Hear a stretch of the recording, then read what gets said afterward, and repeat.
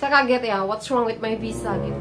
Dia bilang ini visanya tuh, kalau bahasa Indonesianya ya, ini visanya tuh udah expire.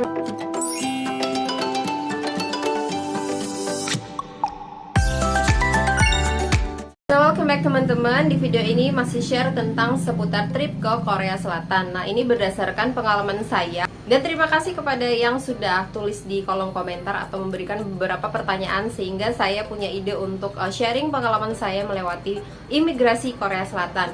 Nah, banyak sekali yang bertanya, apa sih pertanyaan-pertanyaan yang diberikan oleh pihak imigrasi Korea Selatan waktu kita berada di sana, dan juga dokumen apa yang disiapkan. Sebenarnya gini ya teman-teman, dimanapun saya ngetrip itu saya selalu bawa tas pocket kecil. Jadi isinya di situ ada paspor dan visanya, terus kayak KTP, kartu pegawai, dompet, handphone, itu semuanya saya taruh di tas pocket kecil yang ada di depan. Saya selalu sedia dokumen-dokumen ya. Dokumen yang saya anggap penting itu saya print out dan saya jadikan satu file di dalam satu map. Seperti contohnya kayak bukti booking tiket pesawat 1, 2 bukti booking hostel atau hotel, yang ketiga adalah itinerary. Nah, semuanya itu saya anggap wajib dan selalu saya print out, lalu juga letakkan di satu map. Nah, untuk yang tadi seperti paspor dan visa beserta kartu-kartu seperti KTP atau kartu kepegawaian itu saya taruh di dompet, juga plus Korean won. Nah, jadi untuk Korean won atau mata uang Korea, saya hanya menukarkan sedikit saja di Jakarta. Kayaknya kalau nggak salah cuma 100 ribuan saja. Selanjutnya saya tarik di bank di Korea Selatan karena rate-nya lebih bagus kalau kita narik di sana, dan biaya penarikan juga nggak terlalu mahal, kalau nggak salah cuma 35.000 kalau nggak salah ya. Jadi itu yang saya bawa. Dokumen persiapan sudah saya taruh semua ya, satu di pocket, satu di backpack di belakang. Nah, ini panduan kedatangan di Incheon International Airport yang bisa kalian cek di websitenya. Jadi datang di Incheon kalian harus cek terminal 1 atau terminal 2. Untuk yang di declare itu ada custom declaration, dan juga kalian bisa mengisi kartu kedatangan atau arrival card yang biasanya nanti dikasih di pesawat. Jadi ini contohnya dua kartu yang harus di-store ya nanti ketika sampai di bandara. Key code. Nah, key code itu persiapan wajib ya kalau mau berangkat ke Korea Selatan. Itu berisi tentang data diri kita sesuai yang ada di paspor. Itu kan ada halaman depan yang berasa data diri, itu yang dimasukkan ke dalam key code. Terus ada informasi kesehatan tentang vaksinasi dan segala macam. Nah, sudah ya, nanti di sana tinggal kita sudah ada QR code-nya untuk di-scan waktu di imigrasi. Dan sekarang saya akan jawab pertanyaan tentang KITA ya. KITA ini apakah kita butuh atau tidak kalau ingin masuk ke Korea? Jawabannya adalah fungsi dari KITA ini adalah untuk foreigners atau orang asing yang ingin masuk ke Korea tanpa visa. Dan ada 66 bagi negara bisa mengajukan visa waiver, dan 46 negara yang bebas visa untuk masuk ke Korea dan bisa apply KETA ini. Tapi kalau kita Indonesia, seperti yang saya search di webpage-nya KETA ini tidak ada Indonesia ya, berarti kita tetap apply visa Korea Selatan. And then sekarang turun dari pesawat dan langsung mengantri di imigrasi. Untuk teman-teman yang memang belum pernah ngantri di imigrasi, itu kalian harus berdiri di atas kayak tempat pijakan kaki ya. Untuk nanti kalau misalnya di depan pos imigrasinya sudah kosong, kalian boleh maju.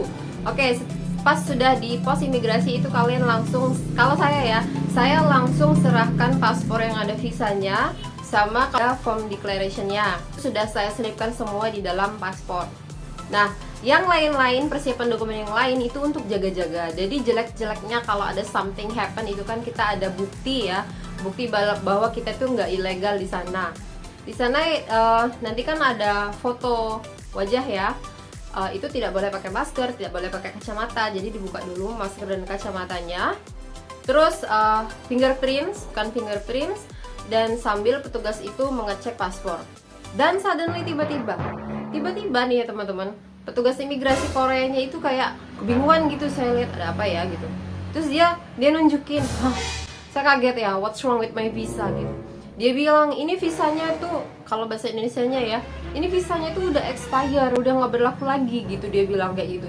Jadi saya kaget, saya lihat Dan ternyata setelah dicek itu, si petugas imigrasi Koreanya salah buka page ya. Dia buka page visa Jepang saya yang saya pakai tahun sebelumnya. Nah, kesalahannya adalah si petugas yang nempelin visa Korea saya, itu dia nempelin visanya di 2 halaman setelahnya. Jadi si petugas imigrasi Korea itu salah buka ya. Oke, sudah saya tunjukkan, clarify. Nah, ini visa yang bener. Oh, oke, katanya gitu. Petugas imigrasi Korea itu unyu-unyu kyo gitu ya teman-teman. Jadi masih imut-imut sekali. Lalu sudah dicek sama petugasnya, siap-siap pertanyaan apa. Saya menanti ada pertanyaan apa ya. Dan ternyata tidak ada.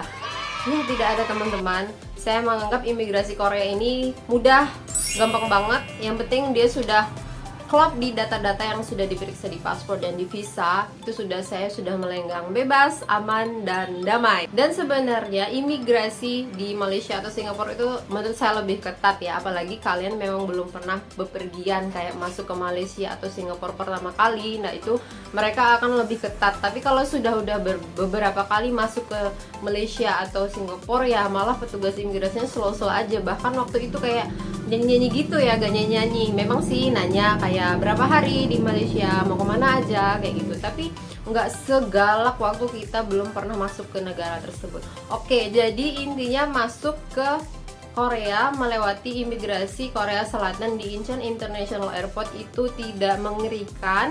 Dan saya aman-aman saja, yang penting semua dokumen itu kalian persiapkan saja ya. Somehow takutnya nanti ada apa-apa, tapi tidak ada apa-apa, alhamdulillah. Oke, setelah melewati imigrasi, jadi saya waktu itu sudah T-Money dan juga Express Train RX yang menuju ke pusat kota itu sudah saya booking melewati klub, jadi saya tinggal ngambil aja.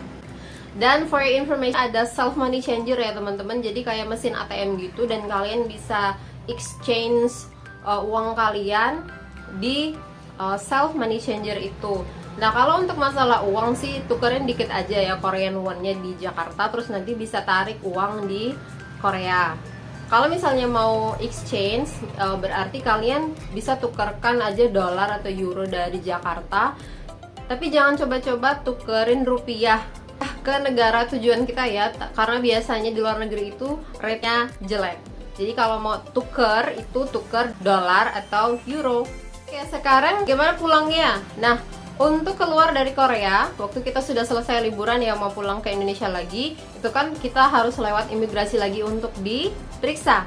Dan alhamdulillahnya kita tidak ketemu namanya petugas imigrasi. Untuk di pos imigrasi mau keluar Korea itu hanyalah mesin. Ya, jadi teman-teman kalian tinggal scan saja bagian data diri yang ada di paspor, ditempelkan di screen, dan nanti gate-nya akan terbuka. Berarti kalian sudah boleh keluar lewat imigrasi, keluar dari Korea dengan aman. So that's all ya share saya. Kalian bisa persiapkan diri dengan baik dan tanpa was-was tentunya. Have a safe travel. See you in my next video.